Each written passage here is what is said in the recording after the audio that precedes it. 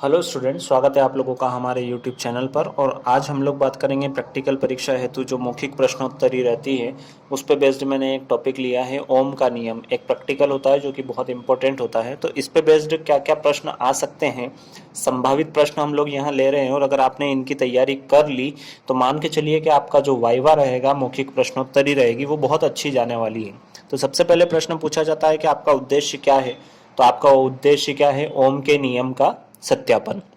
दूसरा प्रश्न हम देखें, ओम का नियम क्या है। तो ये मैथमेटिकल फॉर्म होता है, गणितीय रूप होता है V अनुत्क्रमानुपाती I, मतलब किसी चालक में प्रवाहित धारा उस पर आरोपित विभवांतर के अनुत्क्रमानुपाती होती है। मतलब यहाँ पे चालक लिया हमने और यहाँ पे धन विभव लगा दिया और यहाँ पे ऋण विभव लगा दिया, तो अब इसमें जितनी धारा प्रवाहित होगी वो इस विभवांतर के अनुत्क्रमानुपाती होगा। मतलब विभव ज्यादा तो धारा ज्यादा, विभव कम तो धारा कम।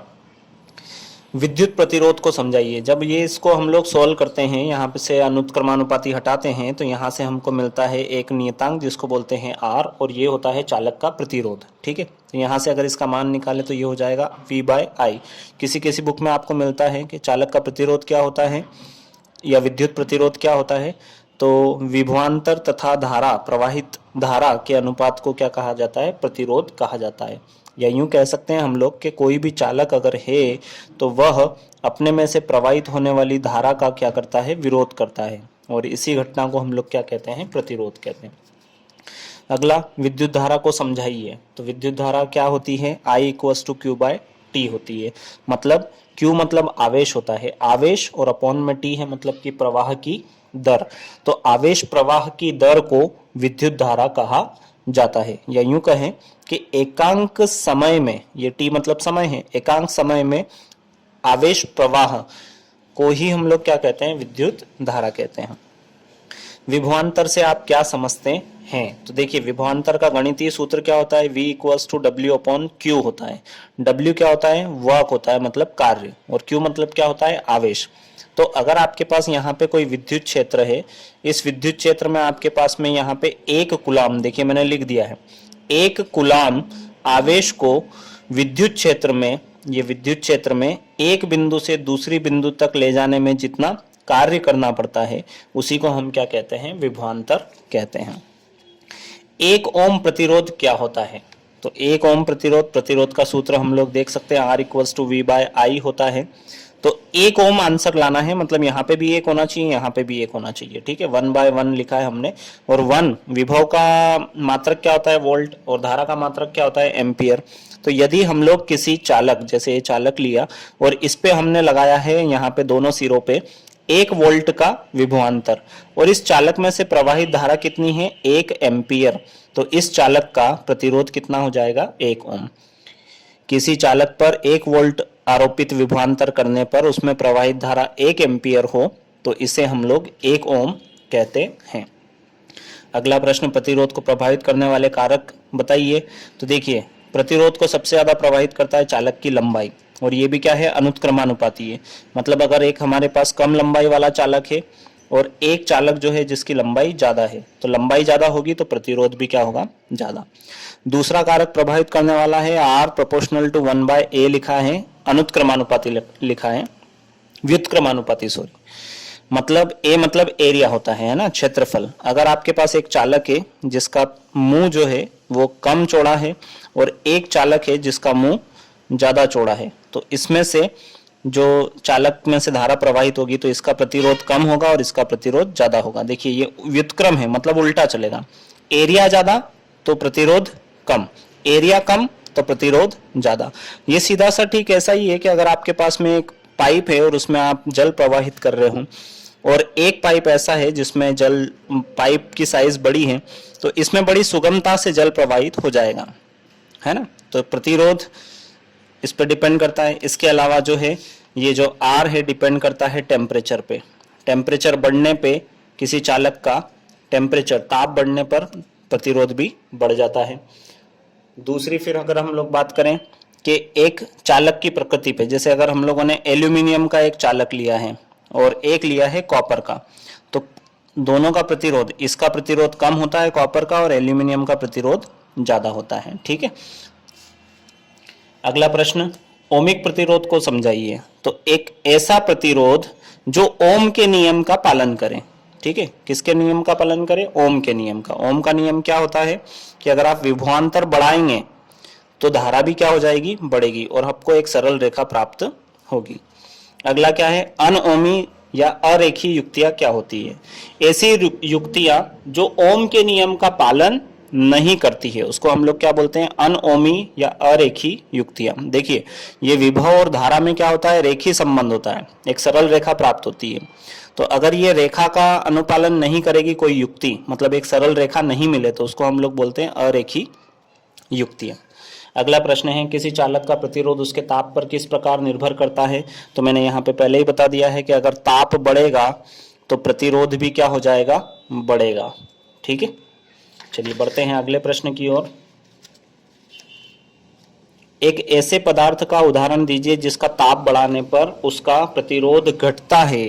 तो जी, ऐसा भी पदार्थ है हमारे पास जिसको हम लोग नाम देते हैं अर्धचालक। ठीक है, अर्धचालक ऐसे पदार्थ होते हैं कि अगर इनका ताप बढ़ाया तो इनका प्रतिरोध R क्या हो जाएगा? कम हो जाएगा। ठीक है, या पढ़ेंगे अगली क्लासों में या हो सकता है अगले किसी चैप्टर में। एक अमीटर को परिपथ में कैसे जोड़ा जाता है? तो एक अगर आपके पास अमीटर है तो उसको परिपथ में आपको श्रेणी क्रम में जोड़ना पड़ता है। हमेशा याद रखिएगा कि अमीटर में से होकर धारा प्रवाहित होती है। ठीक है, इसलिए इसको हम लोगों को श्रेणी क्रम में जोड़ना पड़ता है क्योंकि ये धारा को मापता है। एक धारा मापी अर्थात गैल्वेनोमीटर को अमीटर में कैसे रूपांतरित करते हैं? तो इसके पहले मैं एक धारा मापी को अमीटर में कैसे रूपांतरित करते हैं? तो अगर आपके पास में एक धारा मापी है, ठीक है, अमीटर को कौन से क्रम में जोड़ा है? श्रेणी। तो इसका जो प्रतिरोध है वो प्रतिरोध क्या होना चाहिए? कम होना चाहिए। अब प्रतिरोध कम करना है तो आपने पढ़ा होगा कि इसके साथ में हम लोग एक प्रतिरोध जोड़ देते हैं, धारा मापी के साथ में एक प्रतिरोध जोड़ देते हैं, लेकिन किस क्रम में जोड़ देते हैं? समांतर क्रम में जोड़ देते हैं। तो इसका जो अब प्रतिरोध आएगा इस पूरे का, इसका प्रतिरोध क्या हो जाएगा? कम हो जाएगा और ये किसके जैसा व्यवहार करने लगेगा? अमीटर के भांति। अगला प्रश्न, एक विभव मापी को परिपथ में कैसे जोड़ते हैं? देखिए, विभवांतर नापते हैं विभव मापी से। तो आपके पास दो बिंदु होते हैं, उन बिंदुओं पे आपको विभवांतर नापने के लिए इसको, जैसे यहाँ पे कुछ भी है सपोज, तो इसको आपको समांतर क्रम में जोड़ना पड़ता है। जिन दो बिंदुओं के बीच में आपको विभवांतर नापना है उन पर समांतर क्रम में आपको इसको जोड़ना पड़ेगा।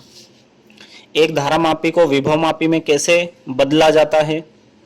देखिए, यहाँ पे हमने धारा मापी को अमीटर में बदला था। अब इसी धारा मापी को G को हमको किस में बदलना है? विभव मापी में बदलना है। तो देखिए, विभव मापी क्या करता है? दो सिरों के बीच में विभवांतर नापता है और इससे प्रवाहित कोई भी धारा नहीं होती है। तो इसमें से धारा प्रवाहित नहीं होने देनी है, मतलब कि इसमें से धारा प्रवाहित नहीं होने देनी है, मतलब हमको यहाँ पे एक उच्च श्रेणी का प्रतिरोध इसके साथ में श्रेणी क्रम में, अब अगर धारा जाएगी यहाँ से तो ये प्रतिरोध और ये भी प्रतिरोध करेगा, उस धारा का विरोध करेगा। तो इस तरीके से हमको एक क्या मिल जाएगा? विभव मापी मिल जाएगा। तो धारा मापी को विभव मापी में बदलने के लिए धारा मापी के साथ में श्रेणी क्रम में हम एक प्रतिरोध जोड़ते हैं जिसको शंट कहते हैं हम लोग। ठीक है, तो ये किस में कन्वर्ट हो जाएगा? ये विभव मापी में जुड़ जाएगा।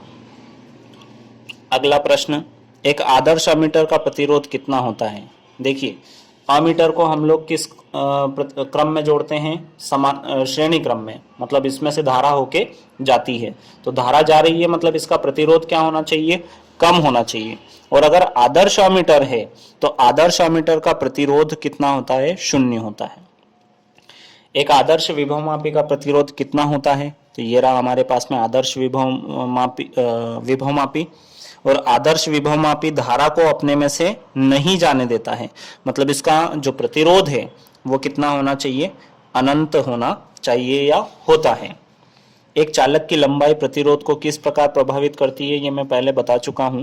अगर चालक की लंबाई बढ़ेगी तो उसका प्रतिरोध भी क्या हो जाएगा? बढ़ेगा। L इंक्रीज होगा, बढ़ेगा, तो प्रतिरोध भी बढ़ेगा।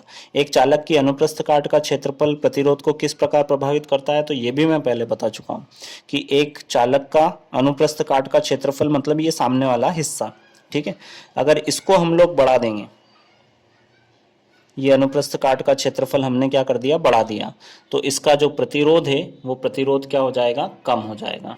ठीक है, मतलब एक ये साइज का है और एक ये साइज का प्रतिरोध होगा, मतलब उसका अनुप्रस्थ काट का क्षेत्रफल, तो ज्यादा वाले का क्षेत्रफल कम होगा। अगला प्रश्न है, एक ओमीय प्रतिरोध हेतु वी आई ग्राफ कैसा होता है। वी मतलब विभव और आई मतलब धारा। ये भी मैं पहले बता चुका हूं कि यहाँ पे विभव और यहाँ पे धारा, और हमारे पास क्या है, ओमीय प्रतिरोध। तो ओमीय प्रतिरोध के लिए ग्राफ इस तरीके से प्राप्त होता है। एक हमने प्रश्न देखा था अनओमीय प्रतिरोध से क्या, या अनओमीय, लिखने में मिस्टेक, ओमीय युक्ति। तो एक अनओमीय युक्ति का नाम अगर आपसे पूछा जाए तो उसका नाम क्या होता है, सेमीकंडक्टर, अर्धचालक, क्योंकि अर्धचालक जो है वो ओम के नियम का पालन नहीं करते हैं। अगर किसी अर्धचालक के लिए, सेमीकंडक्टर के लिए हम लोग वी आई ग्राफ खींचेंगे तो हमें वो इस तरीके से मिलेगा। देखिए यहां तक तो ओम के नियम का पालन होता है, लेकिन इसके बाद में ये ओम के नियम का पालन नहीं होता है। ठीक है, तो ये अनओमीय युक्ति होती है, सेमीकंडक्टर अर्धचालक। अगर ये पूरा वीडियो आपको अच्छा लगा हो और आप हमसे जुड़ना चाहें तो आप हमारे चैनल को सब्सक्राइब कर सकते हैं, इस वीडियो को लाइक कर सकते हैं, अपने दोस्तों के साथ शेयर करें ताकि उन लोगों का भी नॉलेज बढ़ सके। धन्यवाद।